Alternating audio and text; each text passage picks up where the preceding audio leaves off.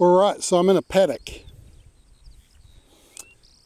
It's next to a railway line. I have lost my lav mic, so I'm talking into the shotgun mic, which is annoying. I'm looking for a train. Well, I know where the train is. I'm waiting for the train. I actually got here about an hour and a half ago because it was scheduled to go by about now, heading that way, muck around a bit and then come back. Been here about 5 minutes, hadn't unpacked any gear, heard the whistle, grabbed the camera, took some footage, train's gone. But now I know that it's coming back that way. I know roughly what time. I know I'm going to be able to hear the whistles as it comes down the valley.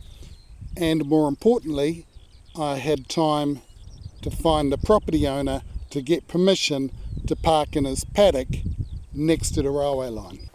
Okay, this is the part where I say here's some material from the new album. This video is a bit of a departure. It's me sitting in a paddock talking about trains. If you just want to see the footage that I got, fast forward to the last minute of the video because that's where it is. If you want to listen to me talking about trains sitting in a paddock, back to me. This line of railway, as originally surveyed, for about 110 kilometres that way, it goes through countryside that in geological time was, about half an hour ago, seabed. So it's sandy. At the moment in summer, it's as solid as a rock. In winter, it's prone to slip. The other thing that this sort of landform has is that the rivers tend to cut in. Now we're quite close to sea level here, but even so, 200 feet deep valleys aren't necessarily uncommon. And for 120 or so kilometres in that direction, there's probably about a dozen or so of those river valleys that would have caused problems for the surveyors. When this line was built, like I say, finished in, 1885 or so, there was one tunnel and 1.5 viaducts. The rest of it was up and down. This line down here was opened in the 1940s. It was pretty much anticipated that this new line, this deviation, would replace the original line essentially from when the original line was built. But you run into problems. The long depression in the 1890s, little old thing called the First World War, Great Depression, Second World War, before you know it, it's the 1940s and you finally got around to doing it. This line still counts in my mind as a new line, even though it's 80 years old. Now the train I saw go past is part of the Wanganui vintage weekend that they have every year in January. And one of the steam locomotive preservation societies has gotten into the habit of running a train back and forth for the long weekend and then running shuttle services during the weekend.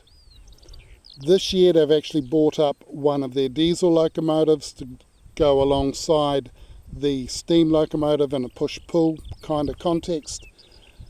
The train I saw go through, however, was diesel leading, steam locomotive following, and then the train. They're both orientated in that direction. When they come back, they're going to be going that way. So I'm hoping that the steam locomotive is going to be in the lead because I've got a really sweet spot here, I think. I've just got to put some sunblock on because I've forgotten to do that. Now, one of the things you've probably figured out if you've watched this channel before is that I quite like trains. And a lot of my videos are centered around locomotive development because I enjoy that. But when it comes to enjoying actual trains, the thing I like most is watching them move through the landscape. So I've got set up here the nice curve going around the valley. There's the cabbage trees in the distance. There's some fairly typical New Zealand, what I would describe as sheep country. It's no good for dairying because the land, the sandy soil doesn't hold the moisture. I did think about setting it up to film the tunnel, but it would be the locomotive going into the tunnel and there's no real landscape shot. Now the locomotive that I hope is going to be in the lead is pretty much out of all the preserved New Zealand locomotives, it's my favourite. It's a JA class. It's in that category of steam locomotives purchased at a time when it was clear that diesel electrics would win the battle. But there was also going to be a delay in getting the supply of diesel electric, and the cost outlay for diesel electrics per unit, per horsepower if you like, was more than steam. The JA class is a 482, what you would know as a mountain, but what I call a buck, after the Buck X class, the first 482 in the world apparently. I'll put an asterisk next to that because New Zealanders often believe that we also had the first 462, but that's not the case. I haven't looked into 482s to see if they're any earlier than that. Who knows? Maybe it is. Now the thing about the X class is it's basically a 12-wheeler. 12-wheelers, according to Swingle, are embarrassed consolidations, or as I like to call them, the warus, from the Māori word for 8. Consolidations and 12-wheelers generally are low-drivered. They aren't high-speed locomotives. They don't necessarily need 2 axles up front for tracking. The extra axle up front is nearly always an artefact from not quite having heavy enough rail to support that sort of locomotive in a 280 setup. The Buck X is essentially a 480, but with a single axle behind the driving wheels to carry a bit more of the weight, thus a 482. The locomotive I'm waiting on, JA 1271, is a much more classic 482 locomotive. It is the pinnacle design of New Zealand mainline steam. The locomotives were based on a predecessor type, the J class. The key difference from the J, a late 1930s design supplied in the opening stages of World War II, is the use of roller bearings throughout. The J class was subsequently converted, or some of them were, to oil burning. They became the JB class. The South Island JA class was built in coal burning configuration, with some key components imported from North British, were built in the hillside workshops in Dunedin, because they've got classier coal in the North Island, and oil burning for the North Island. The North Island JA class were built by North British. Now they were not given separate class identifiers because all of the coal burning happened in the South Island and all of the oil burning happened up here. Now because World War II happened, North British took a long time to supply all of the components. So the last hillside built JA locomotives didn't come into service until the 1950s. Now by mid-1960s, the North Island had dieselised. By 1971, the South Island had. So it means that locomotives like JA 1271, for instance, had a very short service life. Accordingly, they were fantastic candidates for preservation. 1271 has been in steam for, I'm guessing here, but I'd say pretty close to a decade. I was privileged enough to sit in the cab of a JA class locomotive down in the South Island to film one of the Retire episodes, and to me, they're beautifully sleek machines. In comparing them to North American locomotives, the big difference obviously is our track gauge is 3 foot 6 inches. As an interesting aside, when I was a kid, I knew what narrow gauge was, standard gauge and broad gauge. I just assumed that ours was standard gauge. And I was, I don't know, high school, I think, when I figured out that we weren't. And my first trip to New South Wales to see the 4 foot 8.5 inch gauge, it's a real eye-opener to see how much extra building capacity that extra width of rail gives. Then a bit later made it to South Australia and it's 5 foot 3, I think, from memory, and that's even more so. Anyway, within the limits of loading gauge and within the limits of rail that was, I think they were designed for 56 pounds per yard, which is pretty low-key rail, they were brilliant locomotives. Tractive effort wise, they're going to be producing less tractive effort than, say, the first generation of North American Pacifics. My camera's just sort of tilting in the wind and I'm a bit worried it's going to fall over, but I've got some weight holding it down.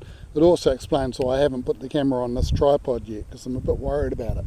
Anyway, I digress. The other locomotive that we're going to see is a DC class. They were rebuilt from the DA class. This won't mean anything particularly to you if you're not from New Zealand.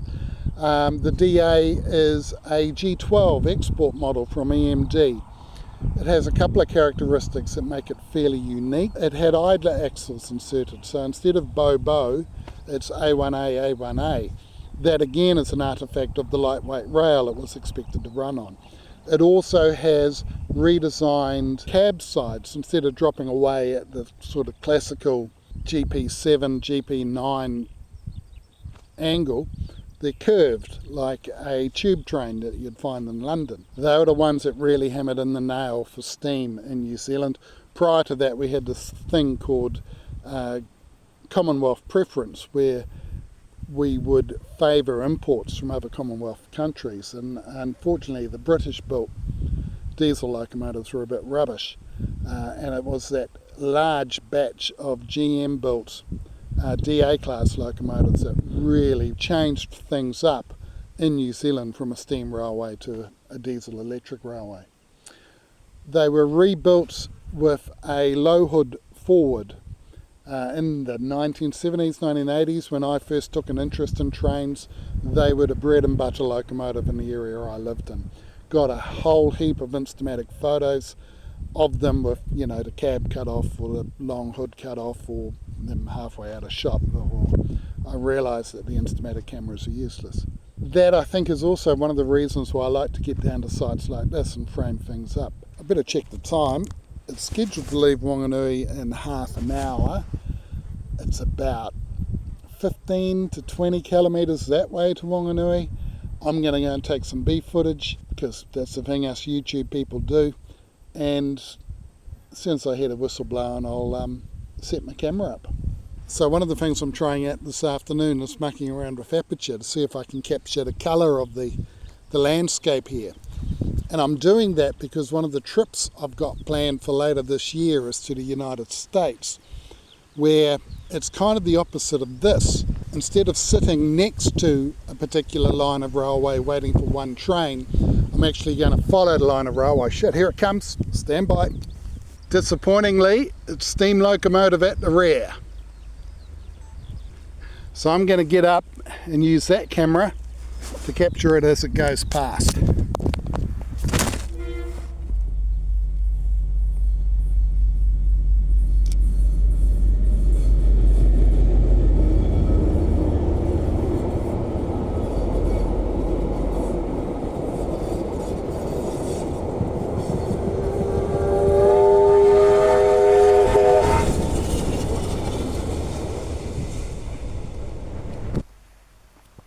Yeah, lost a bit of poise there. It snuck up on me. What are you going to do? I've put the footage in 2.35 to 1, or is that 1 to 2.35 aspect ratio, simply by putting a border around it. It's to give a widescreen feel to footage that I'm trying to capture in a cinematic way, or as cinematic as I can get using a point and shoot camera. It's okay. Certainly I enjoyed my day. I've hoped you've enjoyed what I've been prattling on about, and check out the footage. Let me know if you like it. Cheers.